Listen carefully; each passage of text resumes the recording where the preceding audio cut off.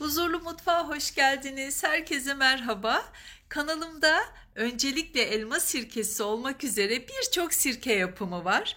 Bu defa da ayvadan sirke yapmak istedim. Ayva sirkesinin faydalarını okuduktan sonra en az elma sirkesi kadar değerli olduğunu gördüm. Sindirim sisteminden tutun şekeri dengelemeye, ağız kokusundan diş eti sağlığına kadar birçok yararı varmış ayva sirkesinin. Şimdi size aşama aşama ve tüm detaylarıyla hem genel olarak sirke yapımını hem de ayva sirkesini anlatacağım. Benim elimde 1,5 kilo kadar ayva vardı. Kabuklarını soymuyorum. Güzelce yıkadım. Lekeli, yaralı olan kısımları varsa onları temizledim, ayıkladım ve küçük küçük doğradım. Küçük doğramamın sebebi daha çabuk dibe çökmelerini sağlamak. Bir de karıştırırken kolaylık olsun diye. Ben 3 tane 1 litrelik kavanoz kullandım. Siz arzu ederseniz büyük boy bir kavanozda da yapabilirsiniz sirkenizi. Hangi sirkeyi yaparsak yapalım, meyve koyduğumuz kavanozun yarısından fazla olsun. Kavanozu tamamen de doldurmuyoruz. Gördüğünüz oranda koyabilirsiniz meyveyi. Yani kavanozun 3'ü kadar. Şimdi ben daha önce kendi yaptığım elma sirkemden ilave ediyorum. Herhangi bir doğal sirke ya da marketlerdeki kaliteli organik sirkeden ekleyebilirsiniz. Ben yarım çay bardağı elma sirkemden bu 3 kavanoza bölüştürdüm. Şimdi bal ilave etmek istiyorum. Balı çok seviyorum. Hem sirke yapımını hızlandırıyor hem de sulandırdığımız, içmek istediğimiz zaman sirkeye çok yumuşak bir içim sağlıyor. 3-4 yıldır yaptığım hiçbir sirke midemize dokunmadı. Her zaman çok böyle tatlımsı yumuşak sirkeler içtik evimizde. Şimdi sizler de eğer benim bu videomla birlikte herhangi bir sirke yaparsanız kendiniz de deneyimlersiniz. Şimdi suyunu koyuyorum. O da ısısın da içme suyu ilave ediyorum. Kavanozu tamamen doldurmuyorum.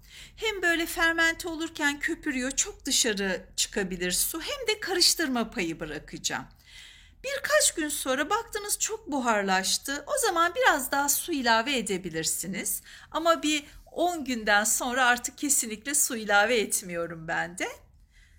Şimdi üzerine tülbent kapatacağım. Siz evde böyle hava alan bir el bezi, herhangi bir mutfak bezi de kullanabilirsiniz. Önemli olan hem dış etkenlerden uzak dursun, tertemiz olsun sirkemiz, hem de biraz hava alsın. Özellikle semt pazarlarında bu tülbentlerden var. Şöyle bence 1 metre alın. Bu tarz her türlü işleminiz için elinizin altında bulunsun. Şimdi kavanozlara tülbentleri koydum ve lastikle kapatıyorum. Sirkelerimizi güneş almayan karanlık bir yere koyacağız ama kesinlikle havasız bir yer olmayacak. Tamamen havasız, hele ki yanında bazı malzemeler olan bir dolaba koyarsanız sirke kesinlikle küflenir. Tertemiz, hava alan ama direkt güneş görmeyen bir yer olmalı. Ben videolarımı daha rahat çekmek için üzerine kalın bir bez örterek sirkeleri güneşten korumuş oldum. Meyveler çökene kadar her gün ya da günde birkaç kez karıştırıyoruz. Ben çalışıyorum, her gün unutabilirim diyorsanız 2 günde bir de olur. Önemli olan üstte kalan meyvelerin küflenmemesi, kararmamasıdır. Şimdi 4-5 gün sonra açıyorum, size gösteriyorum. 3 kavanozun 3'ü de farklı şekilde ilerledi. En soldaki en çabuk çöktü. Bakın ortadaki biraz daha az ve sağdaki hiç çökmedi. Hatta en sol kavanoz ufak ufak sirke anası yapmaya başladı. Bakın şimdi size gösteriyorum. İşte sirke anası böyle başlıyor oluşmaya, sonra kalınlaşıyor. Çöktükten sonra artık fazla oynatmıyoruz yerinden. Sirke anasının dağılmaması, tutması için. Ondan sonra ufak ufak oluşuyor.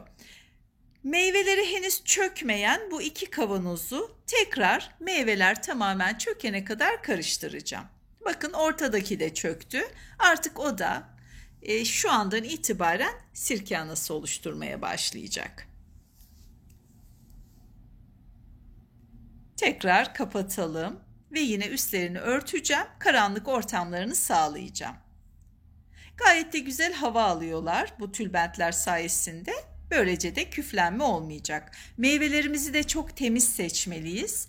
Eğer bir küflü kısmı denk gelirse o da sirkeyi küflendirebilir.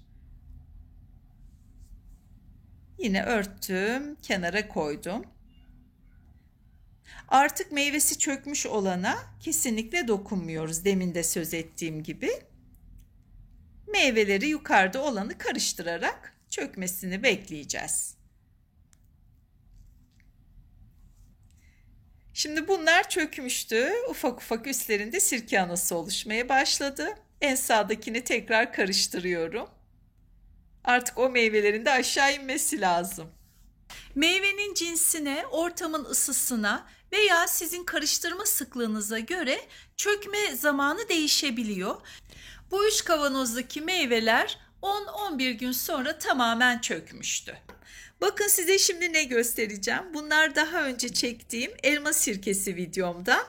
Sinekleri görüyorsunuz. Bunlara sirke sinekleri deniyor.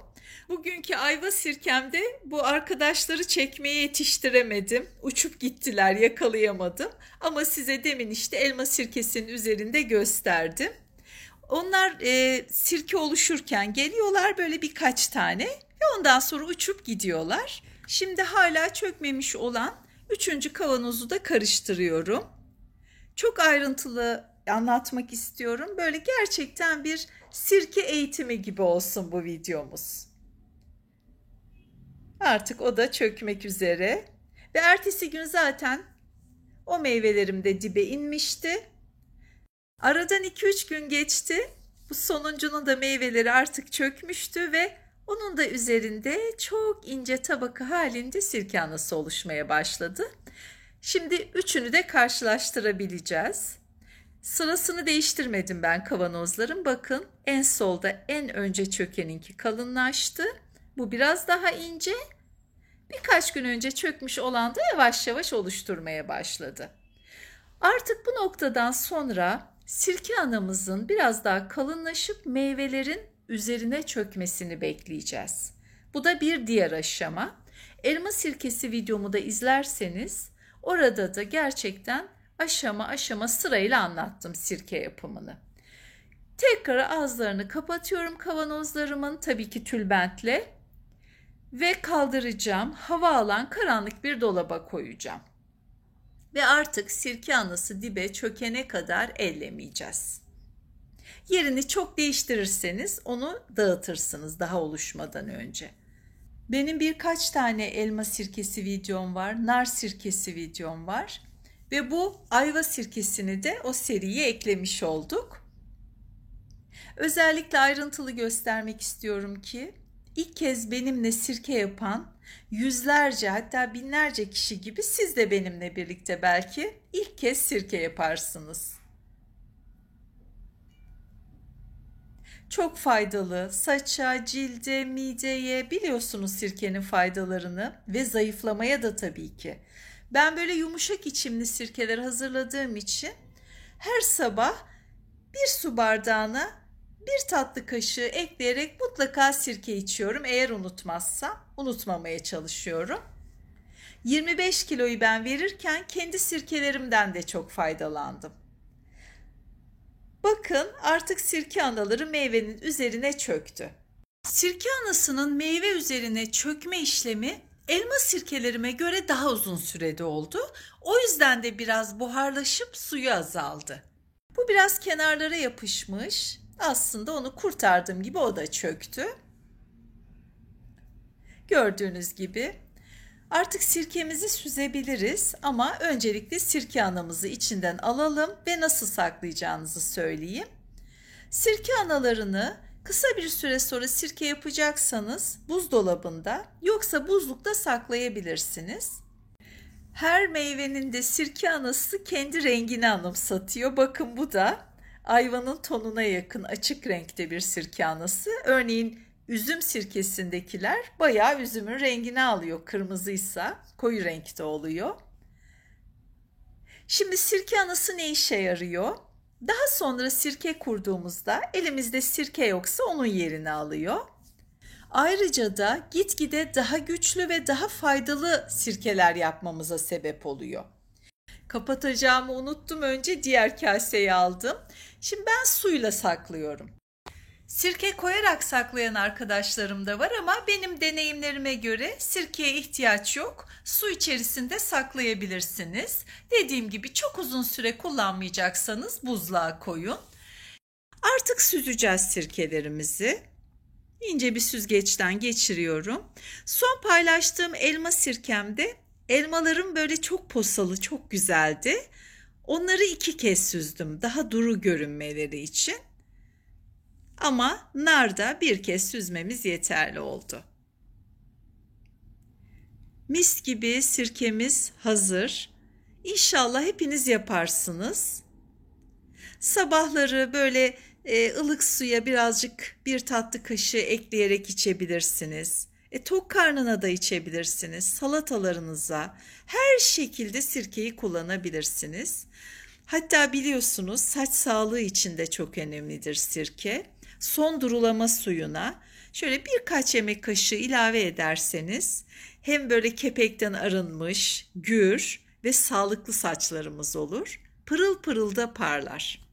Birkaç püf noktası daha vereceğim size şimdi ama buraya kadar izlediyseniz videoyu lütfen beğenmeyi ve bir yorum yapmayı unutmayın. Benim için çok önemli. Sizlerin beğeni ve yorumlarıyla ben daha çok kişiye ulaşabiliyorum. Ondan dolayı lütfen ihmal etmeyin. Sirkeyi süzdükten sonra ister oda ısısında, isterseniz buzdolabında saklayabilirsiniz. Sirkenizi hangi kaba süzdüyseniz artık onun kapağını sıkıca kapatabilirsiniz. Hiçbir sakıncası yok. İsterseniz hemen bugün, isterseniz aylar sonra sirkenizi kullanabilirsiniz. Yapacak olanlara şimdiden afiyet şifa olsun. Kanalıma abone olursanız çok mutlu olurum. Yalnız yanındaki bildirim zilini de tümü diye işaretleyin lütfen. O zaman tüm tariflerimden hemen haberdar olabilirsiniz. Beni Instagram sayfam Huzurlu Mutfak'tan da takip edebilirsiniz. Yeni bir uygulama başlatıyorum. Yorumlara sabitlediğim linkten kanalıma üye olarak Huzurlu Mutfak eğitim altında yeni ve size özel videolarıma ulaşabilirsiniz. Sizleri mutlaka bekliyorum. Tekrar görüşmek üzere. Şimdilik hoşça kalın.